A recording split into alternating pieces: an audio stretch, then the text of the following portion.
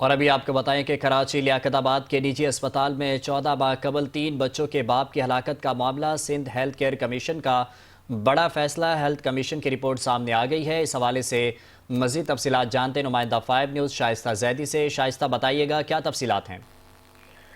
جی بالکل، لیاقت آباد کے نجی اسپتال میں شہری کی ہلاکت کی تحقیقات سامنے آ گئی ہے۔ رپورٹ کے مطابق غفلت اور لاپرواہی سے شہری جاں بحق ہوا۔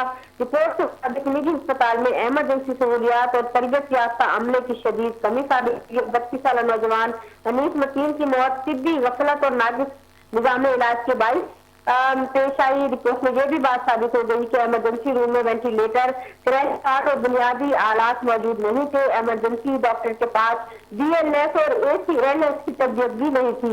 اس کے علاوہ دل کے دورے کی بروقت تشخیص نہ ہو سکی، ECG کی سہولت بھی دستیاب نہیں تھی۔ ماہرین کے مطابق یہ قابل تدارک موت تھی۔ ایمرجنسی سروسز بہتر نہ بنانے کی صورت میں ER بند کرنے کی ہدایت کی گئی ہے۔ اس کے علاوہ ہیلتھ کیئر کمیشن کے مطابق عوام کو صرف ایسے ہسپتالوں کا انتخاب کرنا چاہیے جو مکمل سہولیات وہ رکھتے ہیں۔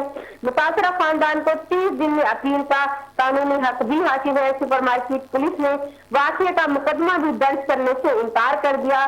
متاثرہ خاندان سے انصاف کی اپیل کر رہے ہیں۔ جی شائستہ، شکریہ تفصیلات سے آگاہ کرنے کے لیے۔